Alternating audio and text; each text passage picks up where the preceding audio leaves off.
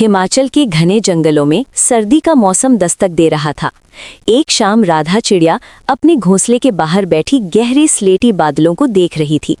तभी उसकी बेटी चटकी उड़ती हुई आई और बोली, माँ, आप इतनी चिंता में क्यों हैं? क्या आसमान में कोई बड़ा शिकारी पक्षी है? राधा ने लंबी सांस ली और कहा, नहीं बेटी, मैं इन सफ़ेद बादलों को देख रही हूँ। ये बर्फबारी का संकेत है। इस बार सर्दी इतनी कड़ी होगी कि सिर्फ घोंसले में छिपने से काम नहीं चलेगा। हमें अपने घर को गर्म रखने के लिए आग का इंतजाम करना होगा, जैसे इंसान करते हैं। चटकी उत्साह से बोली, माँ, मैंने भी अपनी किताब में पढ़ा था कि लोग लकड़ियाँ जलाकर सर्दी भगाते हैं। क्यों ना हम भी सूखी लकड़ियाँ इकट्ठा करें?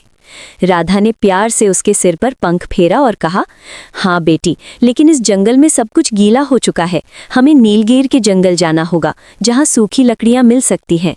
दोनों माँ बेटी यात्रा पर निकली तो रास्ते में कल्लू कौवा एक पेड़ पर बैठा मजे से धूप सेंक रहा था। राधा ने उसे रोककर कहा, कल्लू भाई, आज रात बर्फ गिरेगी। हमारे साथ नीलगिरी चलो और सूखी लकड़ियाँ ले आओ, वरना रात काटना मुश्किल हो जाएगा। कल्लू कौवा हंसा और बोला, अरे राधा बहन, तुम तो हमेशा डरती रहती हो। बादल आते जाते रहते हैं। मैं तो अपने दोस्त के साथ मक्के खाने जा रहा हूँ। तुम जाओ अपनी लकड़ियों के पीछे, मैं तो मिठास का मजा लूंगा। कल्लू अपनी मस्ती में उड़ गया और राधा अपनी बेटी के साथ आगे बढ़ गई। जब राधा और चटकी नीलगिरी के जंगल पहुंची, लेकिन वहां भी ज्यादातर पेड़ हरे भरे थे। राधा परेशान हो गई कि तभी वहां हीरालाल तोता आ गया।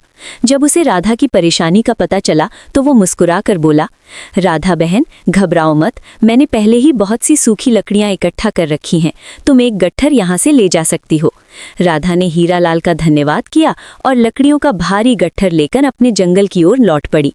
दूसरी ओर कल्लू कौवा पूरा दिन मक्के के खेतों में पेट भरकर खाता रहा और आने वाली ठंडी रात के बारे में बिल्कुल नहीं सोचा।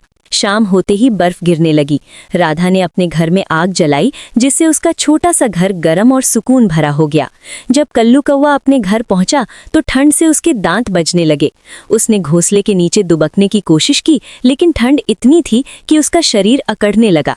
वो भागकर राधा के घर पहुंचा और गिड़गिड़ाने लगा, राधा बहन, मुझे और मेरे दोस्त को अंदर आने दो, हम जम रहे हैं।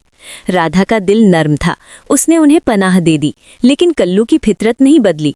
सुबह होते ही जब राधा और चटकी दाना लेने बाहर गईं, कल्लू ने अपने दोस्त से कहा, क्यों ना हम राधा की ये लकड़ियां चुरा कर अपने घर ले जाएं, फिर हमें रोज रोज यहाँ नहीं आना पड़ेगा। दोनों ने लकड़ियां चुराईं और कल्लू के घर भाग गए। जब राधा वापस आई तो अपना घर खाली देखकर बहुत दुखी हुई। वो कल्लू के पास गई, लेकिन कल्लू मुकर गया और बोला, ये तो मेरी लकड़ियां हैं। राधा मायूस होकर लौट रही थी कि उसे कबाड़ के ढेर में मिट्टी के तेल का एक पुराना चूल्हा मिला, जिसमें थोड़ा तेल बचा था। उसने समझदारी से काम लिया और उसे अपने घर ले आई। शाम को जब फिर से बर्फबारी शुरू हुई तो कल्लू लकड़ियां तो ले आया था, लेकिन उसके पास आग जलाने के लिए माचिस नहीं थी। लकड़ियां उसके किसी काम की नहीं थी।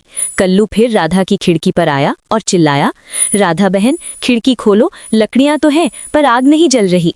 राधा ने खिड़की से झांककर सख्ती से कहा, कल्लू भाई, जो दूसरों के साथ धोखा करता है वो ऐसे ही ठिठुरता है। मैंने तुम्हें पनाह दी और तुमने मेरी मेहनत चुरा ली। अब अपने घर जाओ और अपनी चोरी की लकड़ियों से ही सर्दी भगाओ।